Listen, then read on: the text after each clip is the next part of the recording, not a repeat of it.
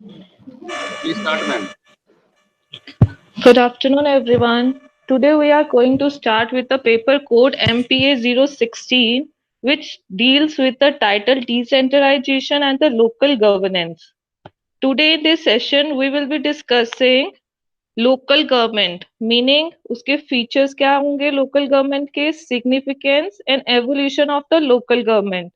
Evolution क्या होता है, जिसके बारे में हम चेंजेस लाना चाहते हैं जनरेशन्स के अंदर, क्या हुआ था पहले टाइम पे, एशियन टाइम्स में क्या चेंजेस आए लोकल गवर्नमेंट में, वैदिक पीरियड में क्या प्रॉब्लम्स आई, देन मुगल पीरियड में क्या चेंजेस लेके आए लोकल गवर्नमेंट, फिर British period, then third 73rd and the 74th constitution amendment act 1992, जो ये डील करता है 73 पंचायत इंस्टीट्यूशंस के साथ जो है विलेज लेवल के अंदर, एंड 74 डील्स किसके साथ करता है लोकल गवर्नमेंट का, म्युनिसिपैलिटीज के साथ, जहाँ पे हम शहरों में रहते हैं, सिटीज में रहते हैं।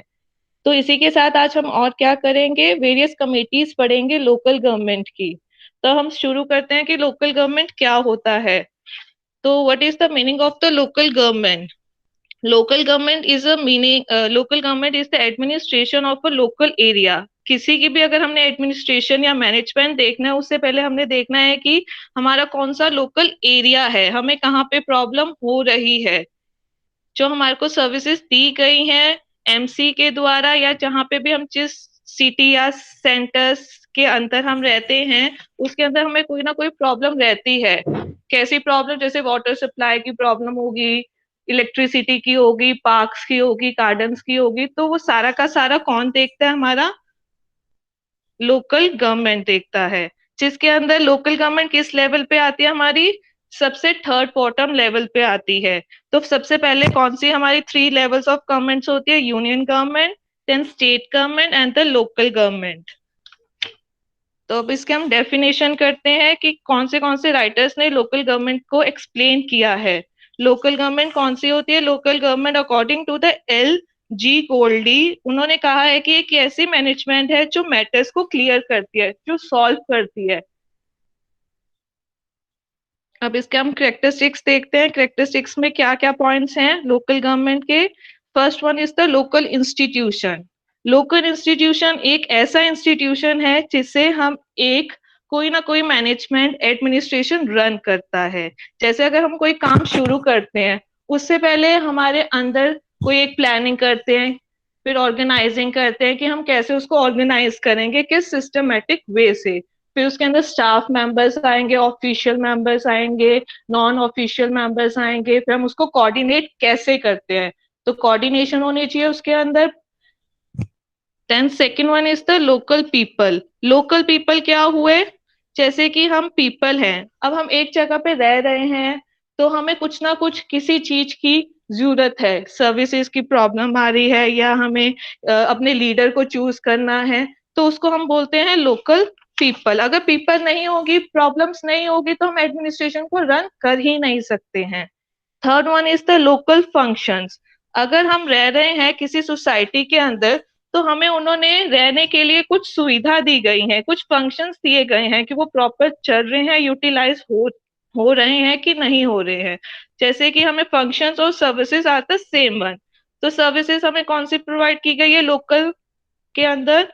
क्लीनिनेस है कि नहीं है, ड्रिंकिंग वाटर मिल रहा है कि नहीं है, प्रॉपर सीवरेज सिस्टम है, स्ट्रीट लाइट्स चल रही हैं या नहीं चल रही है, सैनिटेशन हमारे लिए कैसा है कैसा नहीं है, बारिशों में पानी इकट्ठा हो जाता है कि नहीं होता, पार्क पार्क्स एंड गार्डन्स हमारे को कैसे हैं, दिए गए हैं। तो ये पूरा का पूरा कौन रन करता है? हमारा local government. Next one is the local area. Local area means the particular area जो हमारे लिमिटेड पॉपुलेशन के अंदर आता है। अगर हम पंचकूला में रह रहे हैं, तो प्रॉपर हमारा पंचकूला का एरिया ही वो कवर करेगा, ये नहीं है कि वो दूसरे सेक्टर को भी देखेगा साथ में। जो हमारा पंचकूला का एमसी है, तो वो सिर्फ पंचकूला का एरिया देखेगा, ना कि चंडीगढ़ का। तो उसके अंदर हमारे अंदर कौन से आते हैं? 3 लेवल्स आते हैं पंचायत के अंदर। First one is the gram panchayat, जो है विलेज लेवल के अंदर। Second one is the panchayat समिति, जो आता है ब्लॉक लेवल के अंदर, जो मिड वाले लेवल के अंदर आता है, उसको हम बोलते हैं पंचायत समिति। Third one is the Zila परिषद, जो आता है डिस्ट्रिक्ट लेवल के अंदर, और ये सबसे टॉप लेवल में भी कहा जाता है जिला परिषद। तो ये हमारे 3 लेवल्स हैं जो रेफर करते हैं रूरल लोकल बॉडीज को, और एक है अर्बन को। तो लोकल एरियाज एक हम अर्बन में भी कह सकते हैं और रूरल वे में भी कह सकते हैं, बोथ लेवल्स के अंदर होता है। तो 3 लेवल्स ऑफ म्युनिसिपैलिटीज और अर्बन लोकल बॉडीज कौन से होते हैं? फर्स्ट वन इज द नगर पंचायत, जो ट्रांसफर करते हैं, पहले जो रूरल विलेजेस थे तो वो अब शहरों के बीच में कन्वर्ट हो रहे हैं कुछ डेवलपमेंट लाने के लिए। And the second one is the municipal council, जो छोटे शहर हैं उसको हम बोलते हैं municipal council. And third one is the municipal corporation, जो है लार्जर एरिया के अंदर, जैसे मुंबई हो गया, कोलकाता हो गया, फरीदाबाद हो गया, एटसेट्रा।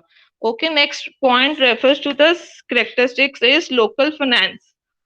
अगर हमारे पास फाइनेंस नहीं होंगे तो हम कोई भी लोकल सर्विसेज आके उसको इम्प्रूवमेंट नहीं लेके आ सकते। जैसे कई बार रोड्स टूट जाती हैं, या एंड तुमको बोल सकते हो कि फाइनेंस फंड्स नहीं है हमारे पास तो हम ये चीज ठीक नहीं कर सकते हैं, ब्रिजेस टूट जाते हैं, स्ट्रीट लाइट खराब हो जाती है। अगर हमारे पास फाइनेंस ही नहीं होंगे तो हम उस चीज को कैसे ठीक कर पाएंगे? तो कम से कम हमारे पास इनफ फाइनेंस ग्रांट्स फंड्स होने चाहिए हमारी स्टेट गवर्नमेंट के पास। Next one is the local participation. Local participation के अंदर अगर हम पार्टिसिपेट पीपल करेंगे ही नहीं तो हमें प्रॉब्लम्स का कैसे पता चलेगा कि हमें ये प्रॉब्लम आ रही है, ये इस सर्विस के अंदर हमें ये वाली प्रॉब्लम क्रिएट हो रही है। तो participation is must in the local government. Now we proceed to the significance. Significance क्या होता है लोकल गवर्नमेंट का? सिग्निफिकेंस को हम और क्या बोलते हैं? इंपॉर्टेंस। अगर क्वेश्चन आपको आ जाता है सिग्निफिकेंस ऑफ लोकल गवर्नमेंट या importance is the same one points. तो फर्स्ट पॉइंट्स करते हैं सिग्निफिकेंस के अंदर। First one is the buildup of democracy. Democracy क्या होती है? हमने 11th 12th में सबने पढ़ा होगा पॉलिटिकल साइंस के अंदर कि democracy means the system of a government. अगर एक सिस्टम प्रोसेस ही नहीं होगा गवर्नमेंट का तो वो कैसे रन करेगा तीनों लेवल्स के अंदर? तीनों लेवल्स मैंने आपको कौन से बताए हैं? Central level, union level and the local level, है ना। अगर ये तीनों एक साथ गवर्नमेंट नहीं ट्रेवल कर सकती प्रोसेस रन करने के लिए तो डेमोक्रेसी इज नील, वो रिजेक्ट हो जाएगी। और उससे पहले हमें डेमोक्रेसी के बारे में पता होना चाहिए कि डेमोक्रेसी और क्या होती है। लेवल्स के बारे में मैंने आपको एक्सप्लेन कर दिया कि ये तीनों level without democracy is rejected. और उसके साथ डेमोक्रेसी क्या होता है? Of the people, for the people and by the people.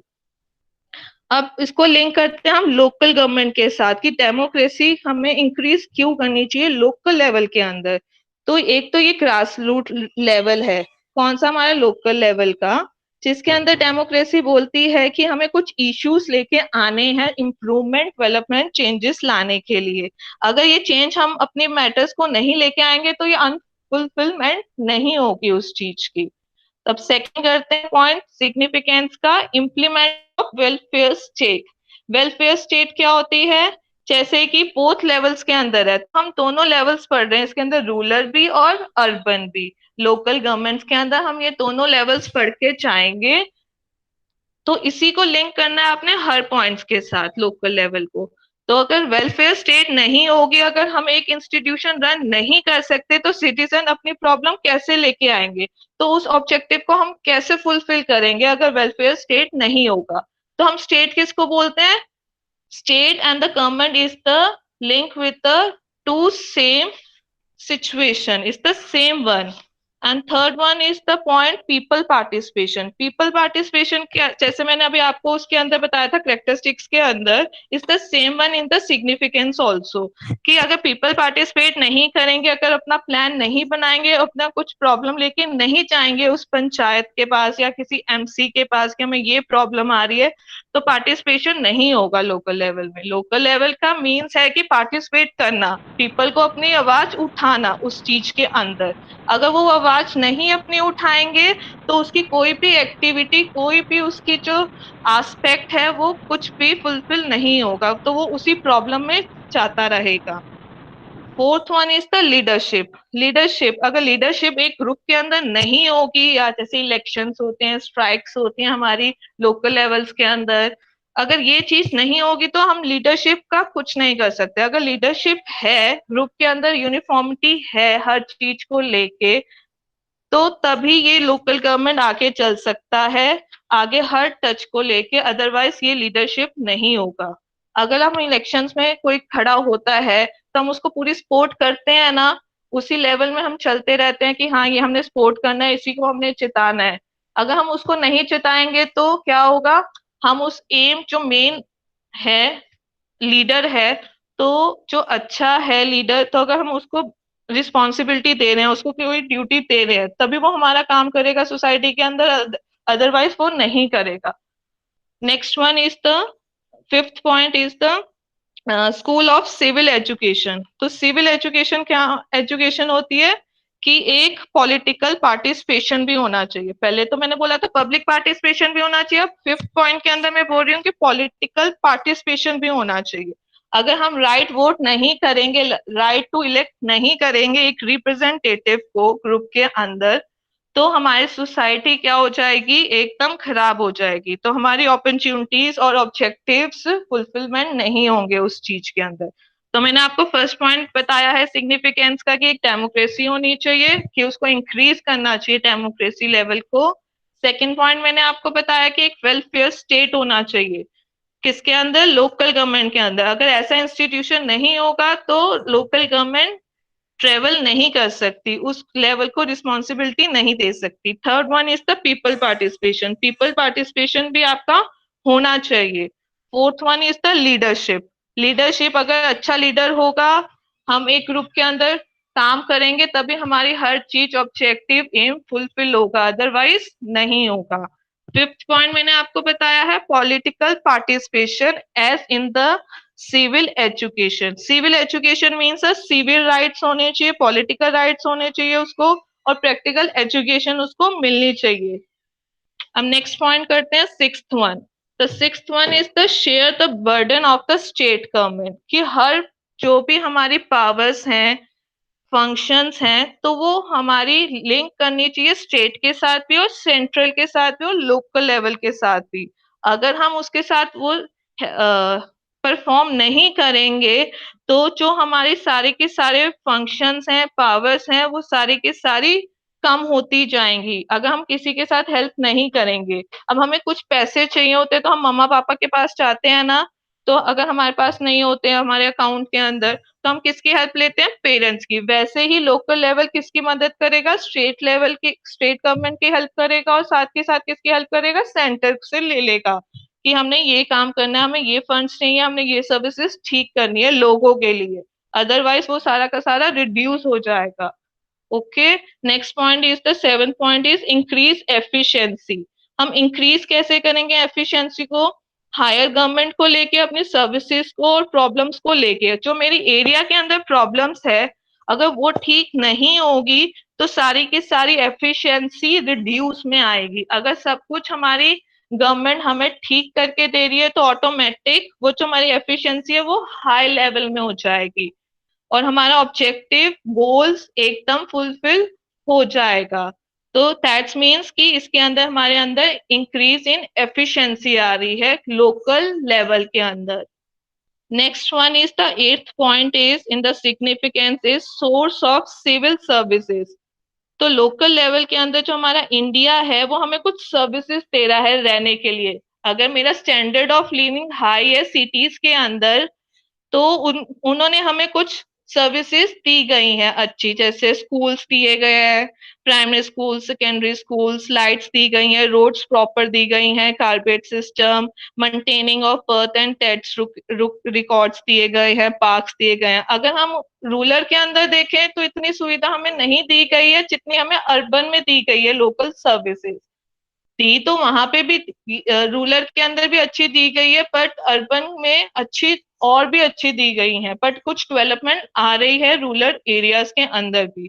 Means कि इस सर्विसेज के अंदर हमें अपनी स्टैंडर्ड ऑफ लिविंग जैसा होगा, क्वालिटी जैसी होगी लोकल पीपल के लिए, वैसे ही हमें सर्विसेज दी जाएंगी according to the local areas, rural areas and the urban areas. Next one is the ninth point is local problems. अब हमें लोकल प्रॉब्लम्स को कैसे इफेक्ट कर सकते हैं सोल्यूशन को लेके। अगर हमारे पास स्पेसिस सर्विसेज ही अच्छी नहीं है रहने के लिए एक एरिया के अंदर, तो ये हमारी प्रॉब्लम कौन सॉल्व कर सकता है स्टेट लेवल पे और सेंट्रल लेवल पे, दोनों के दोनों हमारी मदद कर सकते हैं with the help of the municipal corporation. Panchayat के अंदर हमारी कौन हेल्प कर सकता है? विलेज के अंदर सरपंचेस एंड पंचेस। और टाउन्स एंड सिटीज के अंदर कौन हमारी हेल्प कर सकता है? जो हमारे सेक्टर का एमसी है या हुडा का ऑफिस है, या अगर आप पंजाब में रह रहे हो तो हुडा हो जाएगा, पंजाब हरियाणा अर्बन अथॉरिटी। अब नेक्स्ट पॉइंट करते हैं 10th वाला सिग्निफिकेंस के अंदर यूज ऑफ लोकल रिसोर्सेज। अगर हमारे पास रिसोर्सेज ही नहीं कुछ होंगे, मैन मेड पावर्स ही नहीं कुछ होंगी, तो हम रिसोर्सेज कैसे हमें मिलेंगी? अब रिसोर्सेज हमारे पास कौन सी होती है? Material resources, natural resources and man power. अगर ये तीनों चीजें नहीं होंगी एक अच्छे रिसोर्सेज के पास, तो हमारा डेवलपमेंट चेंज के अंदर कोई भी इंप्रूवमेंट नहीं ला सकते।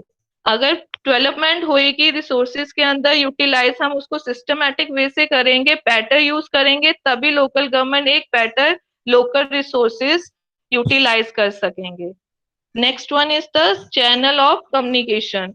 चैनल ऑफ कम्युनिकेशन क्या होता है? अगर एक लोग दूसरे ग्रुप से बात कर रहे हैं तभी कम्युनिकेशन हो सकता है, अदरवाइज नहीं हो सकता। स्टेट और सिटीजन का रिलेशनशिप, अगर आपस में बात कर रहे हैं या एक लोग दूसरे लोग से कि हाँ हमें ये वाली प्रॉब्लम आ रही है, तभी उस प्रॉब्लम को सॉल्व सोल्यूशन मिलेगा उस प्रॉब्लम का, अदरवाइज उसको नहीं मिलेगा सोल्यूशन। इंटरफियरेंस, अगर मम्मा और अब अगर आप फोन में बात कर रहे हो, आप अपना मैसेज किसी को कन्वे कर रहे हो, तभी वो कम्युनिकेशन स्किल में जाएगा, अदरवाइज वो कम्युनिकेशन नहीं। अगर तुम आप अपने अंदर ही रखोगे उस बात को, तो आप कैसे कन्वे करोगे कि आपको हाँ ये प्रॉब्लम है? अदरवाइज तो कम्युनिकेशन इज नील हो जाएगा, अगर आपने अपने तक ही वो प्रॉब्लम रखनी है, आपने दूसरे लोगों को नहीं बतानी। Next one is develop a sense of belongingness. अगर हम सोचते हैं कि हाँ एक मैं ही हूं और एक तू ही है, अगर हम इन दोनों बातों को निग्लेक्ट कर देते हैं, वी आ जाता है, वी मीन्स हम सब, तभी आपकी हर बात मानी जाएगी लोकल गवर्नमेंट के अंदर, अदरवाइज वो चीज नहीं मानी जाएगी। Belongingness means in a group of togetherness. अगर आपके बीच में एक एकता नहीं होगी उस चीज के अंदर, जो आपका मैनेजमेंट है वो आपको कुछ भी नहीं दे सकेगा, आपके फुलफिलमेंट कुछ एक्टिविटीज आपको कुछ नहीं दे सकता वो। ठीक है, तो ये आपके सारे पॉइंट्स आते हैं लोकल गवर्नमेंट सिग्निफिकेंस को लेके। जैसे मैंने आपको 5 पॉइंट्स तो एक्सप्लेन दोबारा से कर दिए थे, तो मैं 6 से बताती हूँ आपको। 6th one is the share the burden of the state government, की बर्डन होना चाहिए लोकल लेवल के अंदर भी और स्टेट गवर्नमेंट के अंदर भी। And 7th one is the increase efficiency. अगर एफिशिएंसी नहीं होगी हमारे पावर्स एंड फंक्शंस को लेके, तो वो चीज हमारी प्रॉब्लम सॉल्व एरिया की हो ही नहीं सकती। 8th पॉइंट मैंने आपको बताया था कि सोर्स, कि अगर हमारे पास सोर्स सिविल सर्विसेज का दिया गया है, जैसे मैंने आपको एग्जांपल बताया, जो हमें सर्विसेज दी गई हैं हमारे लोकल एरियाज के अंदर, अगर वो चीज नहीं है, तो हम प्रॉपर हमारा स्टैंडर्ड ऑफ लिविंग रिड्यूस हो जाएगा, तो वो हाई में नहीं जाएगा, लो हो जाएगा। अर्बन एरियाज में हमारा स्टैंडर्ड ऑफ लिविंग हाई है, तभी हमें इतनी चीजें प्रोवाइड दी गई हैं। अगर विलेजेस के अंदर लेवल थोड़ा स्टैंडर्ड ऑफ लिविंग थोड़ा सा कम होता है, तो वहां पे भी दी गई है, बट वहां पे क्लीनिनेस बिल्कुल भी नहीं है। And 9th one is the solution of the local problems, कि अगर हमने कोई प्रॉब्लम सॉल्व करनी है तो हमें कुछ बोलना पड़ेगा, कुछ देखना पड़ेगा आजू बाजू हमारी क्या प्रॉब्लम्स हो रही हैं, और वो हमने आगे कन्वे किसको करनी है? सेंटर को भी, स्टेट लेवल को भी। एंड 10th पॉइंट मैंने आपको बताया लोकल रिसोर्सेज, कि लोकल रिसोर्सेज अगर नहीं होंगे हमारे पास ये भले, तो हमें पैटर्न नॉलेज, पैटर्न लिविंग कैसे हमें मिलेगी इस एरिया के अंदर। Next one is the channel of communication. अगर कम्युनिकेशन लेवल हमारा अच्छा नहीं होगा, इंटरफेस इंटरेक्शन अच्छा नहीं होगा गवर्नमेंट के साथ या एक कम्युनिटी लेवल के साथ, तो वो हमारी प्रॉब्लम और हमारे जो विशेस हैं, हमारे जो मैटर्स हैं, वो फुलफिलमेंट नहीं होंगे। अगर सिटीजन ही नहीं कुछ प्लेटफॉर्म ले रहा उस बात को लेके, तो गवर्नमेंट क्या करेगी? एंड 12th पॉइंट मैंने आपको बताया develop a sense of belongingness. अगर एकता ही नहीं है हमारे बीच में सबको लेके, वी को लेके, WEV को लेके, तो आई और यू तुम कुछ भी नहीं कर सकते।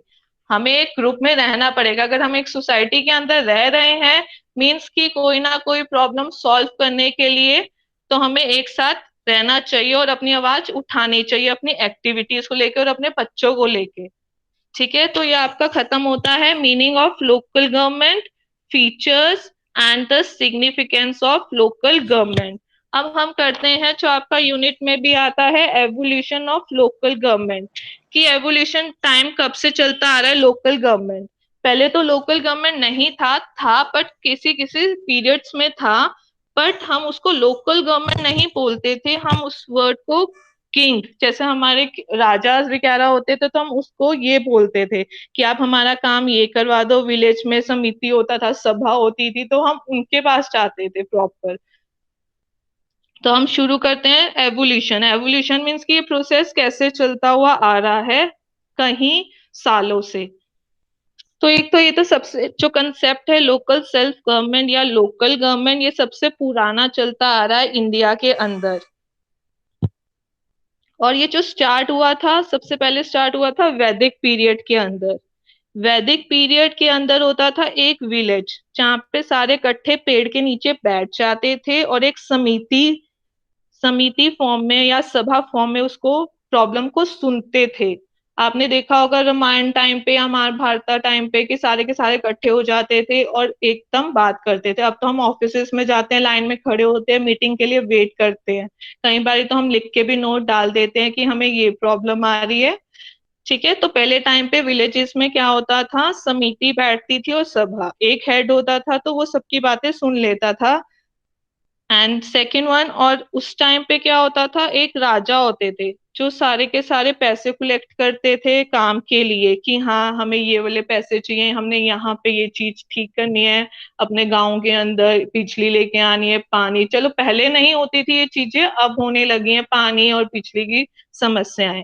तो पहले टाइम पे क्या होता था, वो लोगों से पैसे कुछ ले लेते थे कि हाँ हमने ये वाला काम कराना है अपने विलेज के अंदर। फिर उसके बाद होता था ग्रामीण।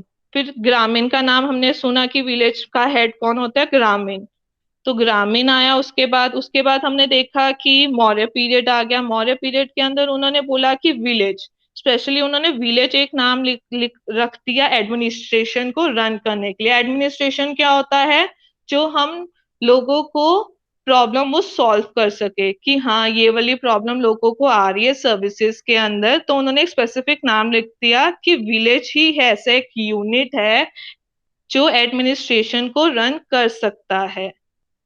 फिर उन्होंने बोला कि रूरल और अर्बन सेल्फ एडमिनिस्ट्रेशन होना चाहिए, नॉट अ लोकल गवर्नमेंट। उन्होंने क्या नाम दिया है, rural and urban self administration. ये नाम बोला गया था किस टाइम पे, मौर्यन पीरियड में कहा गया था कि rural and urban self administration होना चाहिए, जिसके अंदर उन्होंने अर्थशास्त्रों की बात की गई थी। एक एग्रीमेंट हुआ था कि हाँ ये वर्ड हम यूज कर सकते हैं लोकल गवर्नमेंट को बोलने के लिए।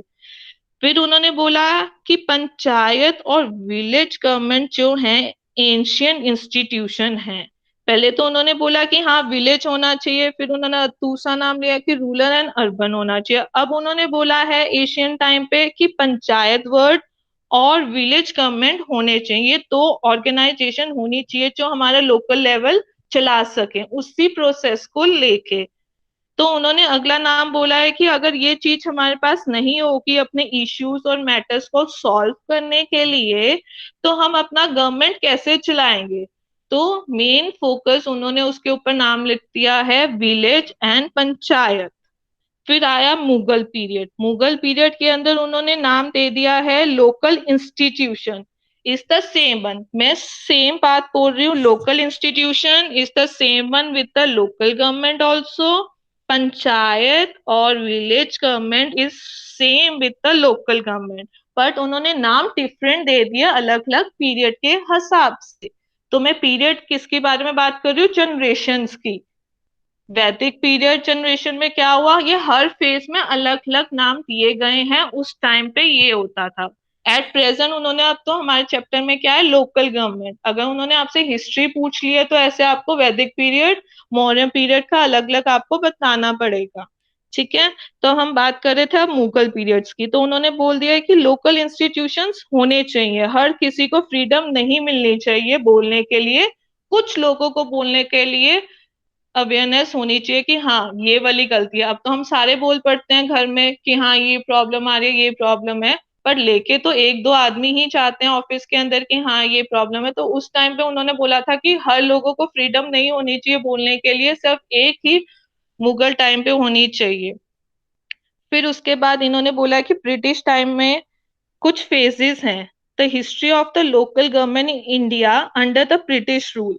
तो ब्रिटिश रूल के अंदर 4 फेजेस आए थे। तो फर्स्ट फेज आया था बिफोर 1882। तो मैंने बोला है ब्रिटिश रूल के अंदर 4 फेजेस आए थे। तो 4 फेजेस कौन से थे? बिफोर 1882, एंड सेकेंड फेज आया था 1882 से लेकर 1918 पे।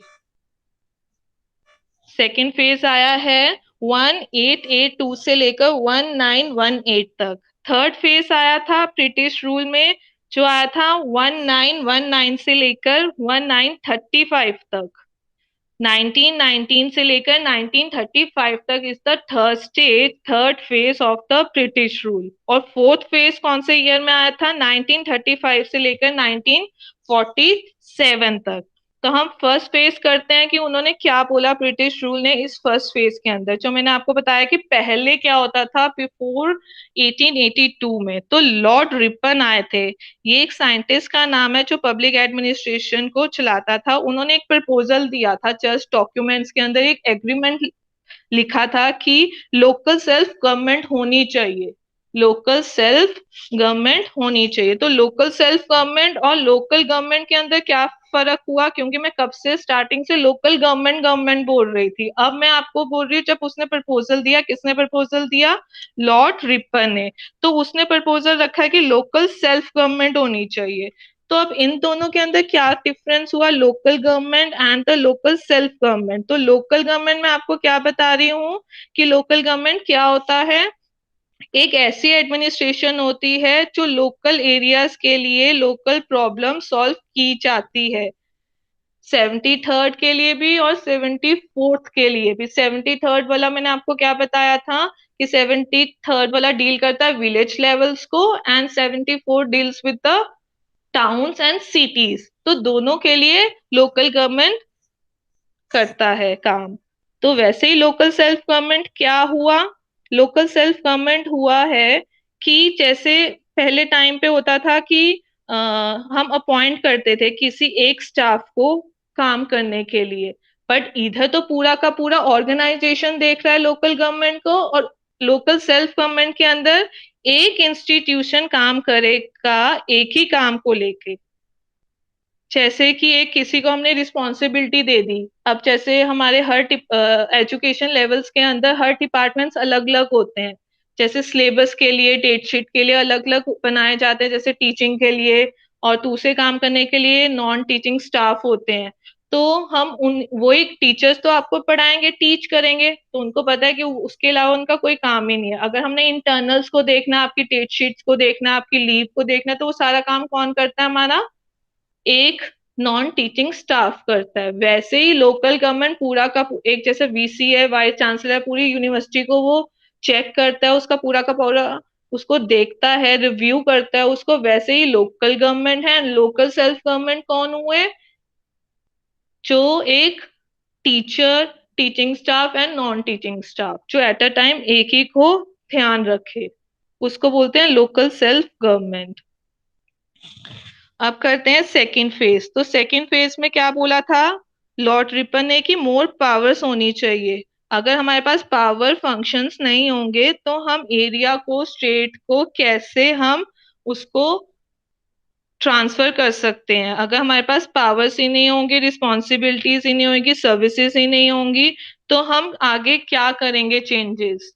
तो इन्होंने बोला था कि ये सेकंड फेज के अंदर कुछ इम्प्रूवमेंट लानी चाहिए पावर्स को लेके एंड ड्यूटीज को लेके। एंड थर्ड फेज के अंदर उन्होंने बोला है ड्यूरिंग दिस पीरियड, जो थर्ड पीरियड मैंने आपको टाइम बताया 1919 से लेकर 1935, उन्होंने बोला है कि कुछ टैक्स होने चाहिए, लोकल टैक्सेस होने चाहिए, कि जो हमारे फंड्स को देखे कि हमारे फंड्स कहाँ कहाँ यूज हो रहे हैं, कहाँ कहाँ रिसोर्सेस हमारी यूज हो रही हैं। तो उन्होंने मेन फोकस किसके ऊपर किया है थर्ड फेज को लेके? टैक्स के ऊपर। एंड फोर्थ फेज उन्होंने बताया है 1935 से लेकर 1947। तो उन्होंने बोला है कि कांग्रेस की पावर होनी चाहिए इस फोर्थ फेज के अंदर, जो एरियाज को देखे, विलेजेस को देखे, उनका इंटरेस्ट बनाए कि हाँ कुछ सेक्टर है, कुछ एरिया है हमारा जिसमें हम अपना इंटरेस्ट दिखाए। तो उन्होंने बोला है कि कुछ कांग्रेस की पावर्स भी हमें मिलनी चाहिए फोर्थ स्टेट के अंदर। अब हम करते हैं नेक्स्ट पॉइंट। अब ये ब्रिटिश का हो गया है, तो ब्रिटिश के अंदर मैंने आपको एक फर्स्ट फेज के अंदर लॉर्ड रिपन के बारे में बताया, LORD, लॉर्ड रिपन, RIPON। तो ये लॉर्ड रिपन कौन हुए? तो ये जो लॉर्ड रिपन है, ये है father of local self government. अगर आपको क्वेश्चन आ जाता है एक्सप्लेन करो, शॉर्ट नोट लिखो कि who is the Lord Ripon, या who has given the title of the father of local self government in India, तो आप क्या लिखोगे? Lord Ripon, LORD, Lord Ripon, RIPON, Ripon, जो आए थे 1882 के अंदर। तो Lord Ripon is the father of the Lord local self government in India. तो वाई शुड कि इन्हीं का काम आगे चला, किसी और साइंटिस्ट का क्यों नहीं आगे चला? क्योंकि लॉर्ड रिपन जो थे, उन्होंने हर चीज, हर नेटवर्क को लेके, मेंबर्स को लेके, इलेक्शंस को देख के, रिसोर्सेज को देख के कुछ डेवलपमेंट लेके आए थे पब्लिक एडमिनिस्ट्रेशन के अंदर।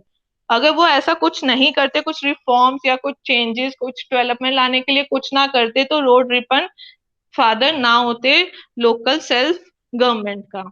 तो who is the main in the public local government? The Lord Ripon. तो इन्होंने क्या क्या काम किए थे वो बताती हूँ मैं आपको, कि ये फादर क्यों है। अगर आपको शॉर्ट नोट में आ गया तो लॉर्ड रिपन को एक्सप्लेन करो, तो आप उसके अंदर एक तो ये फादर वाली लाइन लिख देना, एंड साथ में अब जो मैं आपको पॉइंट्स बताऊंगी क्या क्या उन्होंने चेंजेस लेके आए थे, तो वो भी लिखना है आपने।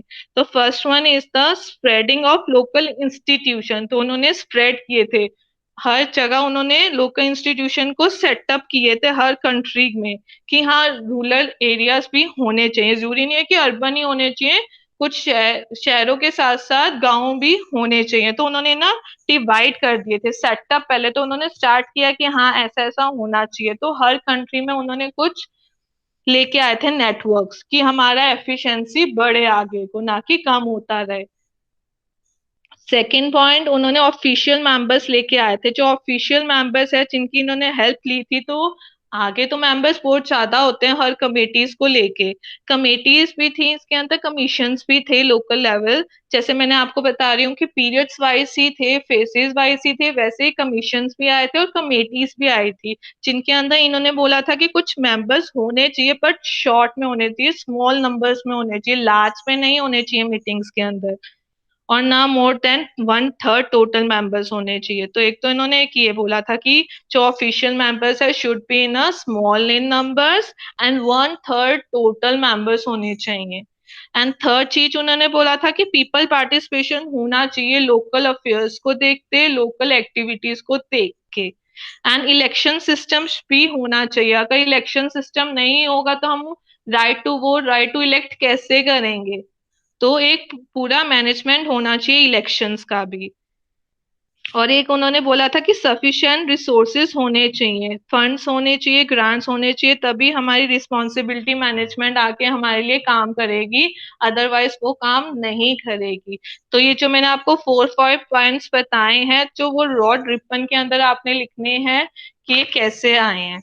ठीक है, अब हम करते हैं नेक्स्ट फेज। जो फेज लास्ट वाला मैं आपको बता रही हूँ पीरियड का, वो है पोस्ट इंडिपेंडेंस पीरियड। पहले तो मैंने आपको वैदिक का बताया है, मुगल का बताया है, एशियन का, मौर्यन का बताया है, फिर ब्रिटिश का। अब मैं आपको लास्ट स्टेज बता रही हूँ, वो है पोस्ट इंडिपेंडेंस पीरियड। जब हमारी कंट्री इंडिपेंडेंट हुई थी, वो कौन से ईयर में हुई थी? अलग नेशन कब बना था? 15 अगस्त 1947 में बना था हमारा। जो ये है हमारा जो हिस्ट्री, कब रिपब्लिक डे कब हुआ था हमारा? हमें 26 जनवरी 1950 में, जिसके अंदर उन्होंने न्यू कॉन्स्टिट्यूशन, एक फ्रेमवर्क रख लिया था कि हाँ एक इंस्टीट्यूशन बन गया है जिससे हमें पता चलेगा आगे रिफॉर्म्स के बारे में, जो सोशल इकोनॉमिक रिफॉर्म्स हैं उसकी डेवलपमेंट लाने के लिए एक हमारा लिए एक न्यू फ्रेमवर्क बन गया, न्यू कॉन्स्टिट्यूशन बन गया है। तो हमारे इस पोस्ट इंडिपेंडेंस पीरियड के अंदर रूलर भी आए थे, अर्बन लोकल बॉडीज भी इंक्रीज हो गई थी, ज्यादा हो गई थी। फिर उसके अंदर उन्होंने बोला था जो हमारा लोकल बॉडीज है उसको हमने एक इंस्टीट्यूशन का नाम दे दिया। तो कौन सा इंस्टीट्यूशन है? एक तो लोकल गवर्नमेंट इंस्टीट्यूशन है, वो कौन से लेवल पे है? उन्होंने बोला था ग्रास रूट लेवल के अंदर। ग्रास रूट लेवल कौन सा होता है? रूरल भी और अर्बन भी। फिर उन्होंने बोला था कि 73rd and 74th constitution amendment जब बन गया 1992 के अंदर, तो उन्होंने कुछ डेवलपमेंट लाने के लिए कुछ लोकल गवर्नमेंट्स की हेल्प ली थी। तो हमारे अंदर कौन से चेंजेस आए थे? स्ट्रक्चर के अंदर चेंज आया था, फंक्शंस के अंदर चेंज आया था, एंड द वर्किंग के अंदर चेंज लाया था। कि कैसे चेंज हुई हमारी लोकल गवर्नमेंट इंडिया के अंदर। तो कुछ कमेटीज आई थी, कुछ कमीशन सेटअप हुए थे टाइम टू टाइम। तो अब हम कुछ कमेटीज बताते हैं। कुछ कमेटीज कौन सी आई थी? पलवंत राय मेहता कमेटी। तो इसके ऊपर भी शॉर्ट नोट आपको लिखने को आ सकता है कि Balwant Rai Mehta committee. And second one is the Ashok Mehta committee, Ashok Mehta committee. And third one is the GVK Rao committee. ये एक और भी कमेटीज है, तो main focus in three committees पे करते हैं हम। तो first one is the Balwant Rai Mehta committee, जो आई थी 1957 के अंदर। तो बलवंत राय मेहता कमेटी को किसने अपॉइंट किया था? नेशनल डेवलपमेंट काउंसिल ने। NDC, NDC means the national development council, जिसके अंदर उन्होंने स्टडी की थी कम्युनिटी डेवलपमेंट प्रोजेक्ट को लेके। कम्युनिटी क्या हुआ हमारा? जहाँ पे हम सोसाइटी के लिए कुछ प्रोजेक्ट लेते हैं और कुछ काम करते हैं। अब 5 ईयर प्लान्स आपने सबने सुना होगा कि हाँ, लॉन्ग टाइम पीरियड के लिए हम कुछ काम करते हैं, कुछ पॉलिसीज बनाते हैं, कुछ प्रोग्राम्स बनाते हैं, तो वो होता है 5 ईयर्स के लिए। अगर हम वही शॉर्ट पीरियड के लिए कुछ 6 मंथ्स के लिए कोई प्रोजेक्ट करते हैं, तो उसको हम बोलते हैं स्मॉल प्रोजेक्ट्स।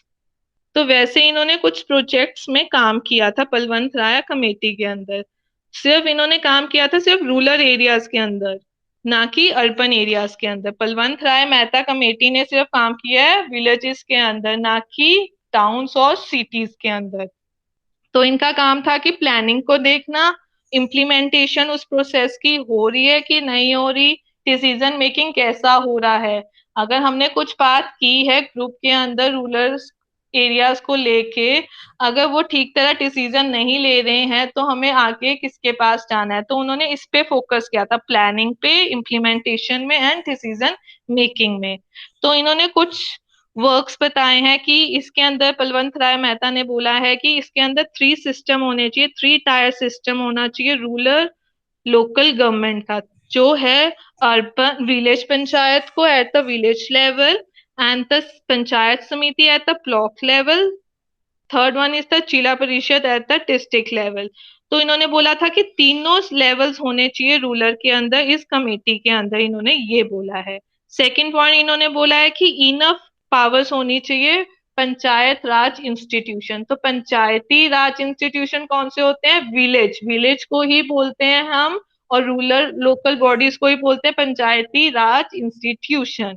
और थर्ड उन्होंने बोला है कि जो हायर लेवल बॉडी है जिला परिषद, वो इम्पोर्टेंट रोल है, सबसे टॉप लेवल का रोल इन तीनों टाइप्स के अंदर किसके पास आता है? जिला परिषद। ना कि वो विलेज पंचायत के पास हायर इंपॉर्टेंस देते हैं और ना पंचायत समिति के अंदर देते हैं। अब नेक्स्ट है अशोक मेहता कमेटी। अशोक मेहता कमेटी किसमें आई थी? 1978 के अंदर आई थी। तो ये कौन लेके आया था इस कमेटी को? जनता पार्टी। कि जनता पार्टी अगर पावर लेके आती है सेंट्रल लेवल के अंदर, तो वो डेमोक्रेसी को कैसे, किस लेवल में वो इम्प्रूवमेंट लेके आएगी, कैसे फंक्शनिंग करेगी पंचायती राज इंस्टीट्यूशंस को लेके। और इसको अपॉइंट कौन करता है इस कमेटी को? अशोक मेहता कमेटी को। इसके मेन हेड कौन होते हैं? अशोक मेहता। जनता पार्टी की पावर तो थी, पर साथ के साथ इसको हेडेड कौन कर रहा था, कौन अपॉइंट कर रहा था? अशोक मेहता। तो इसके अंदर इन्होंने कुछ प्रोविजंस लेके आए थे। तो इन्होंने बोला था कि पहले में तो उन्होंने पलवंत ने बोला था कि तीनों टायर्स होने चाहिए, बट इसके अंदर इन्होंने बोला कि 3 टायर्स नहीं होने चाहिए, सिर्फ 2 टाइप्स होने चाहिए। 2 टायर्स होने चाहिए, 3 टायर्स नहीं होने चाहिए। टायर्स मीन्स की टाइप्स। तो कौन सी टू होनी चाहिए इसके अंदर? पहले के अंदर तो तीनों थी, जैसे मैंने आपको तीनों नाम कौन से बताए, विलेज पंचायत भी होनी चाहिए, पंचायत समिति भी होनी चाहिए और जिला परिषद भी। बट अशोक मेहता कमेटी के अंदर उन्होंने बोला है कि टू कौन सी पंचायत होनी चाहिए, मंडल पंचायत होनी चाहिए और जिला परिषद होनी चाहिए। और साथ में इन्होंने बोला है कि मंडल पंचायत जो है उसका बेस होना चाहिए और जिला परिषद टॉप में होना चाहिए। टॉप में तो उन्होंने भी बोला है बलवंत ने कि वो भी टॉप में होना चाहिए, इन्होंने भी टॉप में ही बोला है, बट बेस उसका जो होना चाहिए मंडल होना चाहिए। और इसके साथ इन्होंने बोला है कि सीट्स भी होनी चाहिए, रिजर्व सीट्स होनी चाहिए शेड्यूल कास्ट को, शेड्यूल ट्राइब्स को लेके अकॉर्डिंग टू देयर पॉपुलेशन। जो आपका एरिया का पॉपुलेशन है उसको ध्यान रखते हुए आपकी कुछ सीट्स रिजर्व होनी चाहिए, एससीज को लेके एज वेल एज एसटीज को लेके। और साथ में अशोक मेहता कमेटी ने ये भी बोला है प्रोविजंस को देखते हुए कि जो पंचायत राज इंस्टीट्यूशन है, जो इसका टेन्योर पीरियड है, टाइम है, वो 4 इयर्स का होना चाहिए, कम से कम 4 साल के लिए उसका टाइम होना चाहिए। और साथ में इन्होंने ये बोला है कि पॉलिटिकल पार्टीज पार्टिसिपेट करनी चाहिए हर इलेक्शंस के अंदर हर लेवल्स को देखते हुए। तो उन्होंने ये बोला है कि पॉलिटिकल पार्टीज पार्टिसिपेशन होनी चाहिए, अगर पीपल की भी पार्टिसिपेशन है साथ में पॉलिटिकल पार्टीज की भी पार्टिसिपेशन होनी चाहिए। और कुछ उन्होंने रेस किया है कि हाँ कुछ फाइनेंशियल रिसोर्सेज, कुछ ग्रांट्स, कुछ फंड्स होने चाहिए, कंपल्सरी होने चाहिए अगर हमने अपना कुछ इम्प्रूवमेंट, कुछ डेवलपमेंट लानी है लोकल लेवल को ध्यान रखते हुए। तो ये सारे के सारे पॉइंट्स किसके अंदर थे? अशोक मेहता कमेटी के अंदर। अब हम करते हैं जी के राव कमेटी। ये कौन सी कमेटी थी, ये कब आई थी? 1985 के अंदर आई थी ये कमेटी, जिन्होंने ध्यान रखा था सिर्फ कुछ एस्पेक्ट्स को लेके पंचायती राज इंस्टीट्यूशन को ध्यान रखते हुए और कुछ उसकी वीकनेस को देखते हुए। तो कौन से पॉइंट्स हैं? इन्होंने बोला है कि द कमेटी प्रोवाइड्स, तो हमें ये क्या प्रोवाइड कर रही है, इस कमेटी से हमें क्या प्रोविजंस मिल रही हैं कि रूरल डेवलपमेंट जरूर होना चाहिए और पंचायती राज भी एक मेजर रोल, ये एस्पेक्ट रोल इम्पोर्टेंट कर रही है लोकल लेवल के अंदर। और साथ में इन्होंने बोला है कि जो पंचायती राज इंस्टीट्यूशन है डिस्ट्रिक्ट लेवल के अंदर वो कैसे वर्क कर रहे हैं, प्लानिंग भी वो देख रहे हैं, इम्प्लीमेंटेशन भी देख रहे हैं, प्रोग्राम्स और पॉलिसी कौन सी फ्रेम हो रही है तो उसके ऊपर भी उनका ध्यान है। किसका? वी के राव कमेटी का। और साथ में उन्होंने बोला है कि जो पंचायती समिति है और जो ग्राम मंडल पंचायत है उसके अंदर सब कमेटीज होनी चाहिए। तो क्यों इसके अंदर कमेटीज होनी चाहिए? पहले के अंदर कमेटीज के बारे में उन्होंने बात नहीं की थी, ना बलवंत राय मेहता कमेटी के अंदर कोई कमेटी की बात हुई थी और ना अशोक मेहता के अंदर, सिर्फ बात हुई है जी के राव कमेटी के अंदर, जिन्होंने उन्होंने हम बोला है कि वुमेन्स को रिजर्वेशन मिलना चाहिए, वुमेन्स को प्रोग्राम्स जो इम्प्लीमेंट और जो तुम बना रहे हो पॉलिसी प्रोग्राम्स वुमेन को देखते हुए, बच्चों को देखते हुए, अडल्ट को देखते हुए, वुमेन्स को, तो कुछ सब कमेटीज बननी चाहिए, इसके अंदर कुछ स्कीम्स बननी चाहिए इस कमेटी के अंदर। और इन्होंने बोला है साथ में कि दिस कमेटी, और ये प्रोवाइड क्या करती है, district should be a main basic unit of planning. अगर डिस्ट्रिक्ट के अंदर बेसिक यूनिट प्लानिंग का नहीं होगा तो वो चीज कैसे ट्रांसफर हो सकती है, कैसे वो आगे बढ़ सकती है? अगर डिस्ट्रिक्ट ही बेसिक यूनिट नहीं बनेगा तो ये सारी की सारी चीजें कौन देखेगा? तो मेन फोकस इनका है डिस्ट्रिक्ट लेवल को लेके, जो टॉप लेवल है, किसकी टॉप लेवल है? रूरल लोकल बॉडीज की। जो जिला परिषद है डिस्ट्रिक्ट लेवल के अंदर है, तो मेन फोकस के राव कमेटी ने ही किया है। और साथ में उन्होंने ये भी बोला है कि रेगुलर इलेक्शंस होने चाहिए। और अशोक मेहता कमेटी ने क्या बोला था कि 4 इयर्स का टेन्योर होना चाहिए और इन्होंने बोला है कि रेगुलर इलेक्शंस होने चाहिए। तो ये मैंने आपको कुछ कमेटीज बताई हैं किससे रिलेट करते हुए, लोकल गवर्नमेंट को लेके। अब मैं आपसे बात करती हूँ 73rd को लेके एंड 74th। तो 73rd कब अमेंडमेंट हुआ था और 74th कैसे अमेंडमेंट हुआ था, तो अब इसकी हिस्ट्री मैं आपको बताना चाह रही हूँ। तो सबसे पहले आया था राजीव गांधी की कमेटी आई थी। तो राजीव गांधी ने कुछ कंस्ट्रक्ट किए थे लोकल गवर्नमेंट्स को लेकर, रूरल को भी और अर्बन को भी। तो उन्होंने कुछ इनिशिएटिव लिया था इंडिया के अंदर कि एक कॉन्स्टिट्यूशन है जो जो राजीव गांधी ने इंट्रोड्यूस किया था, वो क्या था? 64 constitution amendment bill. 64th constitutional amendment bill, ये कब बना था? 1989 में। किसने बनाया था? ये प्राइम मिनिस्टर राजीव गांधी ने। तो इस बिल के अंदर ये पास नहीं हुआ था बिल, तो ये मिनिस्टर ने इसको हटा दिया था। फिर क्या हुआ? फिर आए पी.वी. राव गवर्नमेंट आई, जिसके अंदर इस गवर्नमेंट में इन्होंने इंट्रोड्यूस किया 73rd अमेंडमेंट। कौन सी गवर्नमेंट ने? पी.वी. राव, जिसने इन्होंने बोला है कि जो 73rd अमेंडमेंट एक्ट है 1992, उन्होंने मेन फोकस किसके ऊपर किया? पंचायती राज सिस्टम, कि हमारा जो पंचायती राज सिस्टम है इंडिया के अंदर, तो उन्होंने एक टाइटल दे दिया इसके अंदर, किसके अंदर? 73rd अमेंडमेंट एक्ट के अंदर। और ये एक्ट कब बना था? 24 अप्रैल 1993 के अंदर। कौन सा एक्ट के बारे में बात कर रही हूँ मैं? 73rd अमेंडमेंट एक्ट के बारे में बात कर रही हूँ, जो इन्होंने फोर्स कब दिया था? 24 अप्रैल 1993 के अंदर। फिर उन्होंने इसके अंदर पार्ट 9 रख दिया था। पार्ट 9, 9 फोकस करते हैं 73rd को लेके।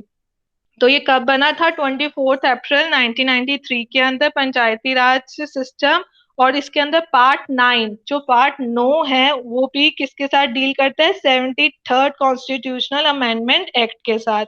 इसके अंदर 11 शेड्यूल है। कितने शेड्यूल है? 11।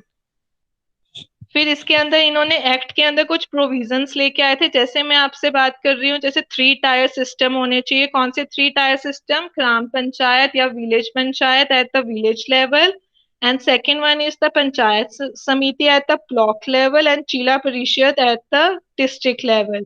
तो ये तीनों के तीनों प्रोविजन किस एक्ट के अंदर दी गई है? 73rd constitution amendment act. और सेकेंड इन्होंने बोला है कि स्टेट इलेक्शन कमीशन होना चाहिए और एक्सपायर होना चाहिए 5 साल तक। तो 5 साल तो होने ही चाहिए मिनिमम। फिर उन्होंने बोला है थर्ड पार्ट इस प्रोविजन, इस एक्ट को लेके, कि स्टेट फाइनेंस कमीशन होना चाहिए, जो हमारे फंड्स को देखे, रिसोर्सेज को देखे, कि वो स्टेट में और लोकल गवर्नमेंट उसके लिए कुछ कर रही है कि नहीं। अगर रिसोर्सेज ही नहीं होंगे, अगर स्टेट फाइनेंस कमीशन ही नहीं होगा, तो वो कैसे चलेगा?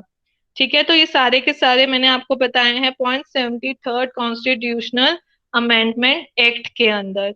अब मैं बात करती हूँ आपसे 74th कॉन्स्टिट्यूशन अमेंडमेंट। 73 तो सारा का सारा डील हुआ है विलेज को लेके, पंचायती राज इंस्टीट्यूशंस को लेके और रूरल लोकल बॉडीज को लेके। अब 74th कैसे आया? तो 74th अमेंडमेंट कैसे आया? पहले उन्होंने स्टार्ट किया था म्युनिसिपल एडमिनिस्ट्रेशन। तो पहले कौन सा वर्ड यूज होता था? Municipal administration. तो वो वर्ड कब यूज हुआ था? 1687 के अंदर। फिर फर्स्ट म्युनिसिपल कॉर्पोरेशन कहाँ पे सेटअप हुई थी? मद्रास के अंदर। जो सबसे पहले म्युनिसिपल कॉर्पोरेशन कहाँ पे स्टार्ट हुई थी? मद्रास के अंदर। फिर गई थी बॉम्बे के अंदर एंड कलकत्ता के अंदर। तो कलकत्ता के अंदर और मुंबई के अंदर कौन से सन में आई थी? 1720 के अंदर। फिर इनको एक स्टेटस मिल गया था, तो इन्होंने स्टेटस का क्या नाम रख दिया था? Municipal status. क्योंकि पहले तो उन्होंने नाम दिया था म्युनिसिपल एडमिनिस्ट्रेशन। जब वो ट्रांसफर हुई है, सबसे पहले म्युनिसिपल कॉर्पोरेशन कहाँ पे बना? मद्रास के अंदर, फिर बना बॉम्बे के अंदर, फिर बना कलकत्ता के अंदर। तो उन्होंने एक टाइटल इसको दे दिया म्युनिसिपल स्टेटस। फिर उसके बाद बाय 1870, 1870 के अंदर 200 म्यूनसिपैलिटीज सेटअप की गई इंडिया के अंदर। कितनी म्यूनसिपैलिटीज? 200 सेटअप की गई इंडिया के अंदर। फिर लॉर्ड मयो ने 1870 के अंदर डिसेंट्रलाइजेशन कमीशन लेके आया। गवर्नमेंट ऑफ, ये कुछ इन्होंने कमीशन और एक्ट्स बताए गए हैं रूरल डेवलपमेंट के लिए। जो रूरल डेवलपमेंट था, कि रूरल डेवलपमेंट भी साथ में 74th के अंदर चले और साथ के साथ अर्बन भी चले। तो इन्होंने कुछ कमीशंस और कुछ साइंटिस्ट के नाम बताए गए हैं रिलेटेड टू पब्लिक एडमिनिस्ट्रेशन, कि अर्बन भी साथ में चले और साथ में रूरल्स भी। ठीक है, फिर उसके बाद उन्होंने कुछ कमेटीज लेके आए, कमीशंस लेके आए, कि हाँ, कि हमें अर्बन लेवल को भी देखना है। अगर रूरल को देख रहे हैं तो साथ साथ हमने अर्बन लेवल को भी इंक्रीज लेके आना है, कुछ चेंजेस लाने के लिए। तो उन्होंने कुछ कमेटीज यहाँ पे भी लिखी गई हैं, जैसे लोकल फाइनेंस इंक्वायरी कमेटी आई 1949 से 1951 तक। फिर आई है टैक्सेशन इंक्वायरी कमीशन, 1953 से लेकर 54 तक। फिर एक कमेटी बनी थी, committee on the training of municipal employees को लेके, कि हाँ जो म्युनिसिपल एम्प्लॉयमेंट्स को लेके कुछ ट्रेन किया जाए कि हाँ ये इम्प्रूवमेंट लाए गए। वो कौन से सन में आई थी कमेटी? 1963 से लेकर 64 तक। फिर कमेटी आई थी the committee on service conditions, condition को देखते हुए, किसकी कंडीशन? म्युनिसिपल एम्प्लॉयज की। तो ऐसे कुछ कमेटीज के नाम इन्होंने दिए हुए हैं डेट वाइज, कि कब से कब तक ये कमेटी चली थी। तो हम बात करते हैं 74th अमेंडमेंट की, कि फिर अब क्या आया 74th के अंदर। तो उन्होंने जैसे 73rd के अंदर 3 टाइप्स है, वैसे 74th के अंदर 3 टाइप्स है।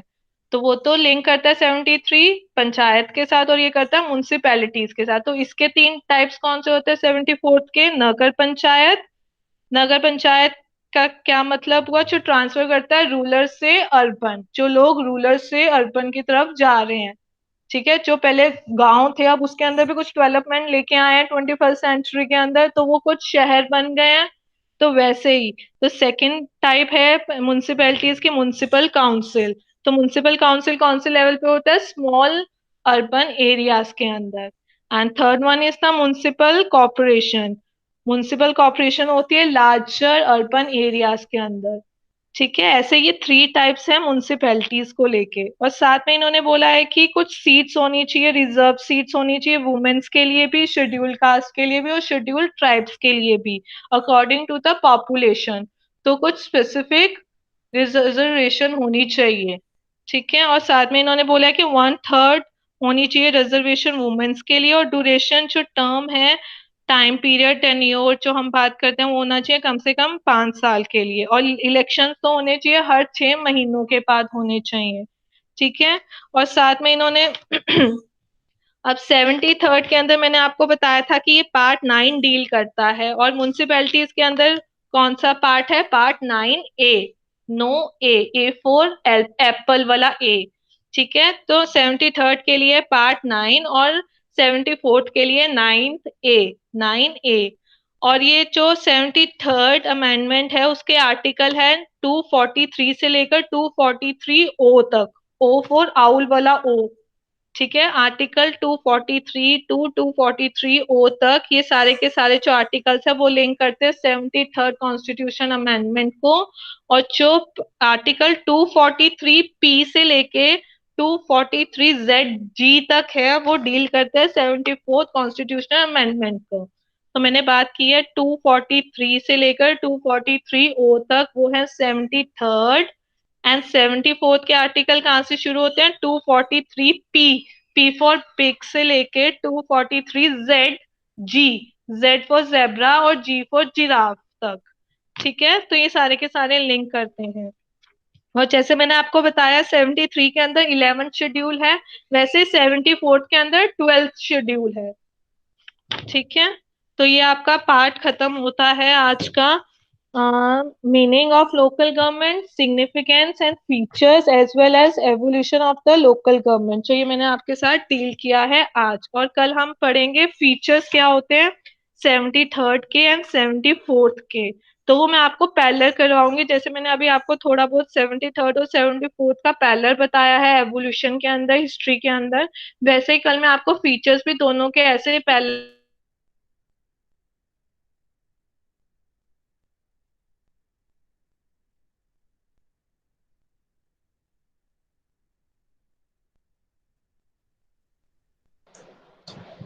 जिन विद्यार्थियों ने अटेंडेंस नहीं लगाई है वो लगा लें एक बार चैट बॉक्स में।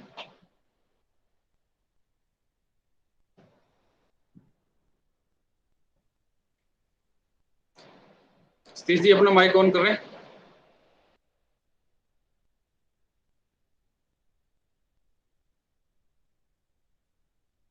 माइक अनम्यूट नहीं हुआ अभी आपका।